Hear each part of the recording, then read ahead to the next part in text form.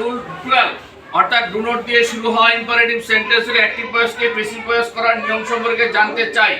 এক নম্বর কাজ হবে, যদি আমরা ডু নট দিয়ে কোনো ইম্পারেটিভ সেন্টেন্স শুরু হতে আমরা দেখি, তাহলে প্রথমে লেট নট বসাতে হবে। এরপরে আমাদের কাজ হবে অ্যাক্টিভ ভয়েসের অবজেক্টটিকে প্যাসিভ ভয়েসের সাবজেক্ট বানাতে হবে। এরপরের কাজ হবে আমাদের বি বসাতে হবে। কি বসাতে হবে? বি। এরপরে মূল ভার্বের ফার্স্ট পার্টিসিপল ফর্ম বসাতে হবে। এখানে একটি বাক্য দেওয়া আছে, do not hate the poor. কি দেওয়া আছে? Do not hate the poor. তাহলে চলো আমরা এটাকে করি। আমাদের জানা আছে কোন বাক্যের শুরুতে যদি ডু নট থাকে তার পরিবর্তে লেট নট হবে। কি হবে? Let not. আমরা লেট নট বসিয়ে দিলাম। এরপরে কাজ হলো আমাদের অ্যাক্টিভ ভয়েসের অবজেক্টটিকে প্যাসিভ ভয়েসের সাবজেক্ট বানিয়ে দেব। তাহলে অবজেক্ট আছে দা পুয়ার, আমরা দা পুয়ার লিখে দিলাম। এরপরে আমাদেরকে বি বসাতে হবে। কি করতে হবে? বি। তারপরে আমাদের মূল ভার্বের ফার্স্ট পার্টিসিপল ফর্ম মূল ভার্ব আছে হেড।